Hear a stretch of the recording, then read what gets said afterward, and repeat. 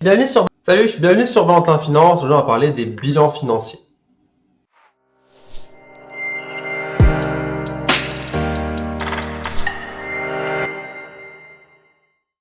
Alors, vous êtes investisseur, peut-être que vous avez déjà investi en immobilier ou un petit peu en bourse, sans vraiment grande conviction.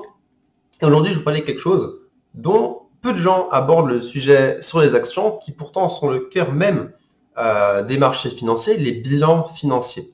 Alors, avant d'aborder ce sujet, sachez qu'en description, vous avez un lien pour apprendre à investir. Donc, c'est mon site principal. Et vous avez aussi un deuxième lien. Donc, c'est une application mobile à télécharger pour vous aider à investir. Vous avez tous les ratios financiers, des calculateurs d'intérêt composés et des notifications pour les changements de prix d'action. C'est pas un placement de produit, c'est ma propre application que j'ai fait développer.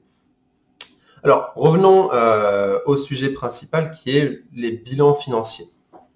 Alors, pourquoi c'est super important et voire même vital de savoir lire un bilan financier?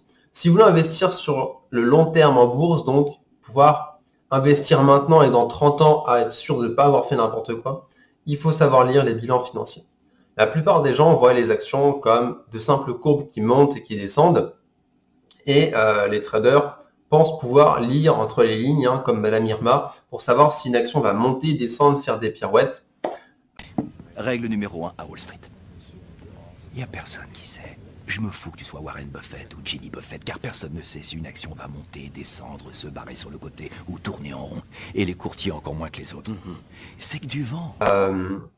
Alors évidemment que l'analyse technique permet d'avoir des tendances, c'est plutôt une analyse psychologique des foules, mais je le rappelle que de nos jours, nous sommes dans un marché qui est aussi pas mal manipulé par des gros fonds d'investissement, parfois qui vendent à découvert. Euh, Vous avez aussi des trucs qui sont imprévisibles, donc c'est pour ça que si vous voulez vraiment durer sur le long terme, il faut privilégier tout de même l'analyse fondamentale, c'est-à-dire lire le bilan financier des entreprises et les comprendre. Alors dit comme ça peut paraître chiant, ça peut paraître barbare, mais c'est indispensable de savoir lire un bilan comptable pour pouvoir perdurer dans l'investissement. On va prendre l'exemple de GameStop, qui est une affaire qui a marqué un petit peu tout le monde, d'une entreprise qui était en difficulté et qui se retrouve à avoir un cours boursier qui crève le plafond, to the moon, comme certains aiment bien l'appeler, donc la petite image de la fusée qui va jusqu'à la Lune.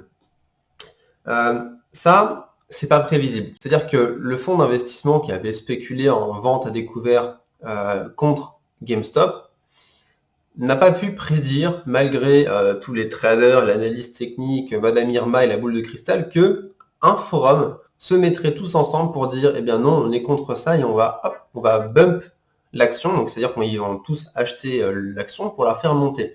Donc ça, c'est des trucs qui peuvent coûter super cher à des investisseurs, surtout à des traders, c'est-à-dire que certaines personnes se disent, donc voilà, j'ai lu la courbe, je sais pas quoi, l'action va monter, tendance haussière, moyenne mobile à 20 jours, blablabla, tout le charabia des traders.